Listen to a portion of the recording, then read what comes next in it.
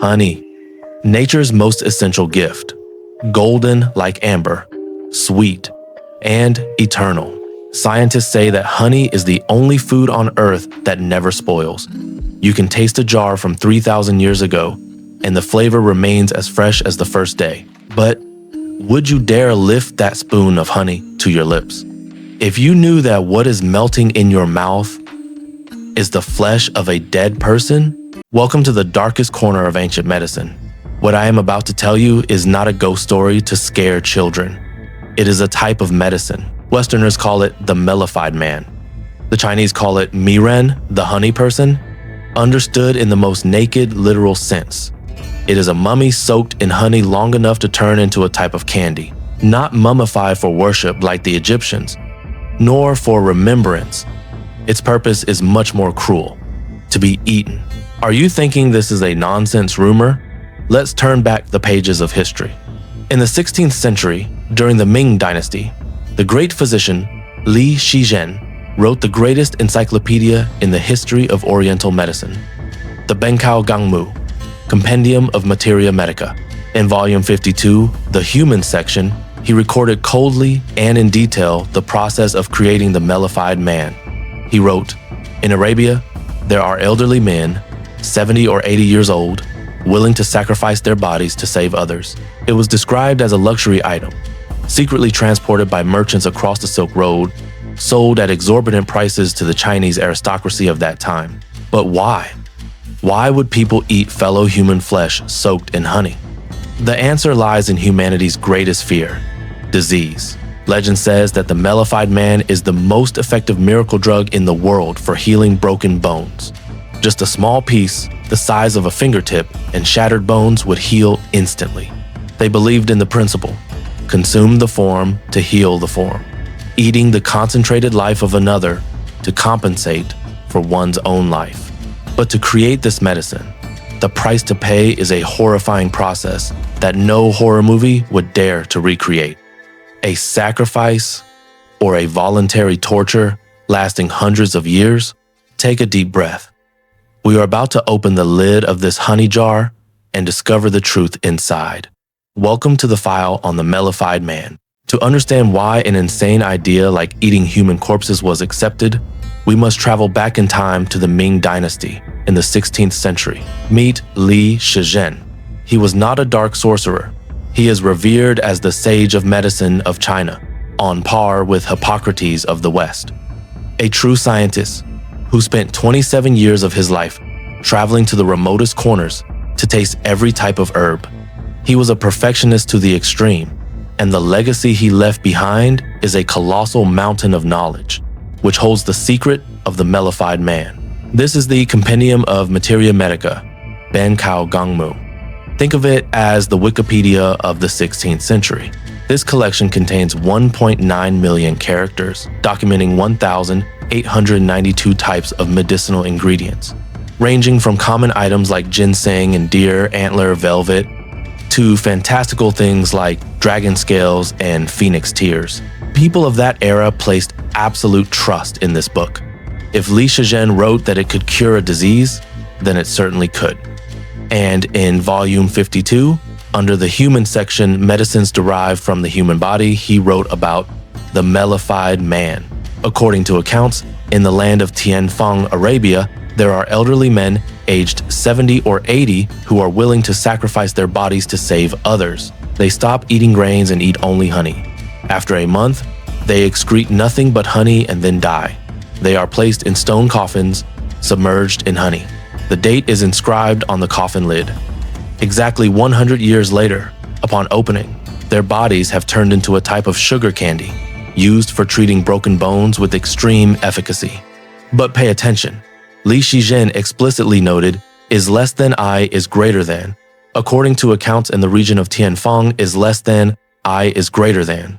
Tianfang is ancient Arabia. This means the Mellified Man did not originate in China, but was a luxury import. Modern historians suspect that Li Shizhen might have been a victim of misinterpretation. He might have misheard the word mumia, the asphalt substance used in Egyptian mummies, as something sweeter, or Arabian merchants had actually found a way to turn humans into candy. Whether truth or misunderstanding, the formula for creating the Mellified Man has been recorded. And once a formula exists, someone will dare to execute it. How does that process unfold? What does it feel like to eat nothing but honey until death? Let us enter the most painful stage, the fabrication. The process of creating the Mellified Man does not begin with death. It begins with life. It must be an elderly person, usually 70 or 80 years old. Those who feel their time has run out, they are not forced. They voluntarily sacrifice their bodies, perhaps because their families need money, or due to a fervent religious belief that this sacrifice will bring blessings to their descendants. The door closes. From this moment on, they sever all contact with the outside world. No more daily food, no rice, no vegetables, no water, only honey. The first few days seem easy. Honey provides instant energy. But imagine eating nothing but pure sugar day after day. The body begins to rebel. Excess sugar leads to severe dehydration, the stomach cramps, a feeling of nausea rising to the throat, yet one must continue eating. Eating to live? No. Eating to die. They bathe in honey, drink honey, eat honey. The goal is for the honey to permeate every cell, gradually replacing the body's water content. After about 2 weeks, the transformation begins to manifest clearly. The body starts purging everything that isn't honey. Feces and urine change color. Shizhen wrote, "Eventually, the person will excrete nothing but honey. Their sweat begins to taste sweet, their blood thickens, they are gradually turning into a living jar of honey. Their minds fall into a state of delirium. Due to a lack of protein and nutrients, the body cannibalizes its own muscles to survive. They become skeletons wrapped in skin. A layer of skin wrapped around sugar. The final stage. Death approaches. They do not die of hunger. They die from the invasion of honey. The digestive system shuts down. And then, the breathing fades away. The volunteer has completed their mission. Inside that gaunt body, there is no longer human waste, but a completely sterile environment of sugar and natural antibiotics. But the process is not over. It has only just begun. The body is immediately transferred into a special stone sarcophagus. They pour honey to fill the coffin. Hundreds of liters of pure honey cover the corpse, seeping into the ears, nose, throat, filling every void, ensuring not a bit of air enters. The lid closes. The date is carved. A century of silence begins. Inside that darkness, slow chemical reactions will turn flesh into an elixir. But does science agree with this? Before dismissing the Mellified Man as a myth, let's travel to Egypt in 1922. During the excavation of Pharaoh Tutankhamun's tomb, archaeologists found jars of honey that were carefully sealed. 3,000 years had passed. Pyramids had eroded, mummies had withered, but the honey inside the jar was still edible. They tasted it and were shocked to realize its taste was still as sweet as if it had been harvested yesterday. Honey is the only natural food on earth that never spoils. It is nature's eternal preservative. Why is honey so powerful? The secret lies in osmotic pressure. Honey contains very little water, under 17%, but a massive amount of sugar. It acts like a giant, thirsty sponge. When decomposing bacteria fall into honey, they cannot eat it. Instead, the honey drains all the water from inside their bodies. Bacteria die of dehydration instantly. Honey is a deadly desert for microorganisms. Additionally, honey has high acidity pH, around 3.5, and contains hydrogen peroxide, a natural antiseptic. Basically, a jar of honey is an absolutely sterile environment. The ancients didn't know about bacteria, but they knew about this property.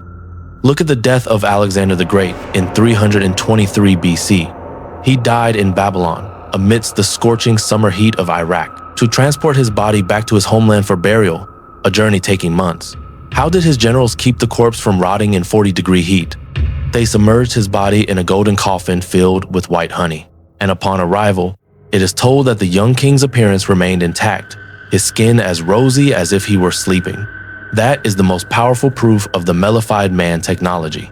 So science confirms honey can preserve dead bodies. But what about turning a corpse into candy? Do bones actually melt? The answer is not exactly. Honey preserves tissue. It does not decompose it. It would turn the corpse into a form of jerky or a wet mummy, hard and tough. It cannot dissolve bones in 100 years. Perhaps the detail about turning into candy was just an exaggeration by Li Shizhen, or it required a secret process we don't know about. But this means if you opened a jar of Mellified Man, you wouldn't be scooping out jelly. You would have to gnaw on strips of sugar-soaked flesh. Whether as candy or as a mummy, eating dead human flesh to cure illness sounds barbaric and unique to the backward East, right? Don't be too quick to judge. At that very same time, in the magnificent castles of Europe, kings and nobles were also drunkenly consuming a miracle elixir made from human skulls. Welcome to the medical cannibalism of the West. Let us leave mystical China behind to arrive in Renaissance Europe, the era of Shakespeare, of Leonardo da Vinci, of enlightenment and civilization. But behind the white wigs and magnificent gowns, Europeans were trapped in a strange addiction. They didn't eat Mellified Man. They ate something more high-end, more exotic. They ate Egyptian mummies. From the 12th century until the 17th century, a medicine named Mumia took the old continent by storm. Initially, people confused the word Mumia, natural bitumen, with mummy, which was preserved with bitumen. This fatal misunderstanding led to people grinding up mummies to drink. Pharaoh mummies were considered top tier. But when supply became scarce, they started using the bodies of slaves, criminals, and even camels to make counterfeits. Got a headache? Drink human skull powder. Stomach ache? Mix a little rib bone powder with wine. King Francis I of France carried Mumia with him everywhere. He considered it a talisman against all misfortunes. Eating the flesh of a 3,000-year-old corpse became a symbol of wealth and sophistication. But the pinnacle of morbidity must be attributed to King Charles II of England. He didn't like imported goods. He concocted his own private remedy named the King's Drops. Its main ingredients? Alcohol and crushed human skull. But not just any skull. It had to be the skull of someone who died violently, like hanging or beheading. And the skull had to grow a special moss called usnea. They believed that in a sudden death, the person's life force remained trapped in the skull, unable to escape. That moss was what absorbed the soul. The most powerful king of England drank the souls of condemned prisoners every day in hopes of good health. If the aristocracy drank bone powder in closed rooms, the commoners drank fresh blood right on the streets. In Germany and Denmark, whenever there was a public beheading, the crowd didn't just come to watch. They brought cups. Executioners of that time doubled as healers. The blood of a freshly executed criminal was considered a miracle cure for epilepsy. The blood had to be drunk immediately while it was still steaming hot and frothy. The price of a cup of fresh blood was even more expensive than gold. Pause for a moment. Do you see the similarity? Whether it is the Mellified Man in the East or Mumia in the West, it all stems from an ancient belief called sympathetic magic. The philosophy of like cures like. Want bones to heal? Eat dead men's bones. Want vigorous vitality? Drink the blood of a strong man who was just killed. Humans, regardless of civilization, when facing death, return to the most primal instinct: cannibalism for survival. So, before shuddering at Li Shizhen's jar of Mellified Man, remember that our ancestors in Europe might have also had a jar of human skull powder in their family medicine cabinet. But the story doesn't stop there. In Japan, they went one step further. They didn't eat other people's bodies. They turned themselves into mummies. Leaving behind the bloody feast of Europe, let us come to the silence of the snowy mountains of Japan. Here exists a ritual even more grueling than the Mellified Man, but bearing a completely different meaning. This is Sokushinbutsu, becoming a Buddha in this very body. They are not corpses preserved with chemicals after passing away. They are people who turned themselves into mummies while they were still alive. Like the Mellified Man, they also altered their diet to transform their bodies from the inside out. But they didn't use honey. They used something far more brutal. This process lasts up to 3,000 days, nearly 10 years. The first stage is called mokujiki, tree eating. The monks stopped eating grains like rice or wheat. They ate only pine nuts, tree roots, and bark. The goal was to completely eliminate body fat. Why? Because fat is the first thing to rot after death. And fat is also the favorite food of bacteria. To make the body incorruptible, fat must be eliminated. They tormented their bodies until they were nothing but skin and bone, a meticulous preparation to turn the body into a dried husk. But the real secret lies in the final stage, urushi te. This is no ordinary tea. It is brewed from the sap of the lacquer tree used to lacquer furniture, mixed with spring water containing arsenic. Lacquer tree sap is extremely toxic. It causes the drinker to vomit continuously, expelling all gastric fluids and moisture from the body. More importantly, this toxin permeates the muscle fibers, turning their body into a toxic mass of flesh. It is so toxic that after death, not a single maggot or bacterium would dare to eat their corpse. A natural way of embalming from the inside out, brutal yet effective. When death is imminent, the monk steps into a stone chamber underground, just big enough to sit in meditation. He cannot stand, he cannot lie down. The tomb is buried in earth, leaving only a small bamboo tube for air. Every day, the monk would ring a bell once to signal to those above that he was still alive. Imagine sitting in absolute darkness, deep underground, waiting for death to arrive slowly, until one day, the bell no longer rings. The air tube is removed. The tomb is sealed forever. 1,000 days later, they would open it to see if the monk had become a Buddha. Very few succeeded. Most bodies simply rotted away. But those who succeeded were worshipped as living Buddhas, dressed in silk robes, and enshrined in temples. The similarity is spine-chilling. Both the Mellified Man and Sokushinbutsu use their own bodies as vessels. Both use harsh diets to plastinate themselves. But the purposes were opposite. The Mellified Man sacrificed himself to become medicine for others, or to be eaten. The monks sacrificed themselves for enlightenment and the salvation of all beings. Whatever the purpose, they both prove one thing. Human endurance in the face of death is infinite. But is this sacrifice truly worth it? Or is it just the extremism of faith? Let's put ourselves in the shoes of the man inside the honey jar. What could possibly drive a human being to voluntarily step into that chamber, accepting a painful death that lasts for months? Is it reverse filial piety? In the East, where the clan is placed above the individual, perhaps this sacrifice is the ultimate act of love. The father dies so the child may live, a tragic exchange of life. Or is it the desperation of poverty? Did they sell their own bodies to secure a fortune for their families after death? If so, they are not saints. They are victims of a society that believes the poor are born to serve the rich, even in death. And what about those who eat it? Cannibalism is the ultimate taboo in almost every culture. So why did they do it? It is survival desperation. When you are in excruciating pain, when death is imminent, all moral barriers collapse. At this moment, that jar of honey is no longer a corpse. It is called by a more beautiful name, medicine. Changing the name from corpse to Mellified Man, from human skull to Mumia, is a psychological trick called dehumanization. It helps the consumer deceive themselves into believing they are not cannibals. But before we judge the ancients as barbaric, let's look at ourselves today. Are we truly any different? Today, we still harvest corneas, hearts, and kidneys from the deceased to transplant into the living.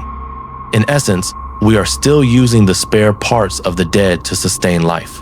The only difference is we do it in a sterile operating room with scalpels, while the ancients did it in an earthenware jar with honey. The line between life-saving medicine and desecration of the body is sometimes as thin as a consent form. The story of the Mellified Man poses a massive philosophical question. When does a person become an object? When that old man stepped into the honey jar, he was still a human being with a name, memories, and a soul. But 100 years later, when the lid is opened, he is nothing more than a commodity, a dose of medicine, something to be consumed. The greatest cruelty is not death. The greatest cruelty is being stripped of dignity and turned into a tool forever. And the Mellified Man is the pinnacle of human objectification. We have talked about the formula, the process, and the philosophy. But there is a huge problem that we haven't mentioned yet. That is material evidence. China is the cradle of archaeology. We have found wet mummies intact after 2,000 years, like Lady Di, but absolutely never and nowhere have we found an earthenware jar containing a human body soaked in honey. If the Mellified Man was truly a precious medicine hunted by the aristocracy, why is there not a single specimen left? Could it be that it never existed? To decode this mystery, remember its origin. According to accounts from the Tianfang region, Arabia, the distance from Arabia to China is over 5,000 kilometers of treacherous mountain roads. On the Silk Road, information is the easiest thing to distort. A true story, passing through 100 mouths of boastful merchants, will become a legend. Perhaps Li Shizhen became the victim of the greatest telephone game in history. The most logical hypothesis: Arab merchants told stories about small mummies, fetuses, or animals soaked in honey. But when it reached Chinese ears, it was exaggerated into an old man voluntarily sacrificing himself. But the biggest mistake might lie in language. In ancient Persian, the word Mumia means bitumen, asphalt, a black substance used to heal broken bones. The Egyptians used bitumen to embalm bodies, turning the mummies black.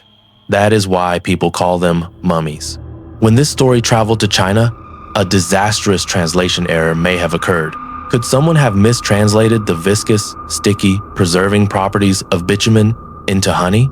And thus, from a bitumen mummy powder remedy, we got the legend of the honey Candyman. However, do not be too quick to underestimate Li Shizhen. He was famous for his empirical thinking. In his book, he once bluntly rejected the idea of drinking mercury for immortality as superstition. He was not a gullible man. The fact that he included the Mellified Man in his official book proves he must have had a basis. Maybe he didn't see the manufacturing process with his own eyes, but perhaps he had seen or tasted the finished product. Another scarier hypothesis: the Mellified Man does exist, but it was too rare and too expensive, circulating only in the black markets of the ultra-rich, so it never appeared in common tombs for us to find. Ultimately, the truth about the Mellified Man still lies in the gray area between history and legend. It could be a translation error, it could be an exaggerated rumor, but it is also possible that somewhere deep underground in the Arabian desert, there are still earthenware jars waiting to be excavated. And who knows, the thing inside there might not just be honey. Did the Mellified Man die with the Ming Dynasty? Not at all. It hibernated for 400 years and then woke up stronger than ever, thanks to a modern magic, the internet. In the digital age, the Mellified Man became a perfect creepypasta. It has all the elements to go viral: short, grotesque, and most importantly, the tag based on true events. Millions of views on YouTube and TikTok are dedicated to this topic. It has shifted from a medical remedy to a symbol of horror entertainment. If you are a gamer, you have encountered variants of the Mellified Man more often than you think. The idea of consuming the flesh or life force of others to heal yourself is the core of the dark fantasy genre. From the health potions in Diablo to the immortality rituals in Sekiro or Black Myth Wukong. Images of deformed monks or elixirs of immortality made from forbidden ingredients all bear a faint resemblance to the Mellified Man and Sokushinbutsu. Western game developers are extremely interested in this concept. They view it as the pinnacle of exotic Orientalism, where the line between magic and medicine is blurred. But it's not just games. In 2003, author Mary Roach brought the Mellified Man back to the scientific light through her New York Times bestseller, Stiff. She introduced the Mellified Man to Western readers not as a ghost story, but as a bizarre example of how humanity treats corpses. Thanks to this book, the Mellified Man officially stepped out of the treasure trove of ancient Chinese books to join global pop culture. It stimulated Western curiosity about traditional Chinese medicine, a world that is both profound and full of gruesome secrets that modern science cannot fully explain. However, this popularity also comes with a price. The Mellified Man unintentionally reinforced a Western prejudice about the East, that we eat weird things, that Eastern medicine is sorcery, They shudder at the Mellified Man, but forget that their own ancestors used to drink powdered human skulls. The Mellified Man became a cultural boogeyman, representing what is mysterious, taboo, and uncontrollable in the Asian world. Even so, it also suggests a new direction. Modern scientists are going back to studying honey to create wound dressings and new antibiotics. The core idea of the Mellified Man, honey heals, is correct. Only the execution was twisted, from a book page 400 years ago to the phone screen in your hand today. The Mellified Man has completed a long journey. It is no longer a remedy for the physical body, but it has become a reagent for our imagination. And now, it is time for us to close the lid of this honey jar. Our journey to find the truth about the Mellified Man has come to an end. We began with a gruesome legend. We have traveled through the ancient pages of Shizhen, through the blood-soaked palaces of Europe, and the sacred snowy mountains of Japan. Mellified Man. In the end, what is it? Is it a miraculous medicine? Is it a figment of imagination? Or is it a testament to the brutality of humanity? Perhaps the answer lies not in the corpse inside the jar, but in this tiny bee. Honey is the bee's effort to preserve the taste of the blooming season forever. It defies the decay of time. And humans are the same.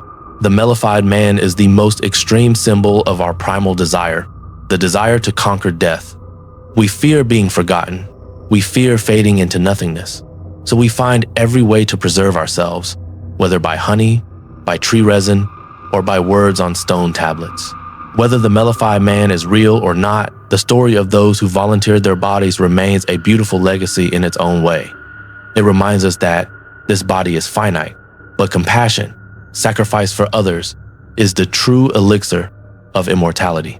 They accepted dissolving away so that others could be healed. They turned their death into life for those who remain. Is that not the highest meaning of medicine? Next time, when you open a jar of honey in your kitchen, pause for a moment. Look into that amber color, taste that eternal sweetness, and ask yourself, does this sweetness come from 1,000 flowers or from a secret sleeping for 100 years? I am Strange Frequency. Thank you for listening to the story of the Mellified Man. If you found this video interesting, please hit subscribe to join me in exploring humanity's next mysteries. See you again.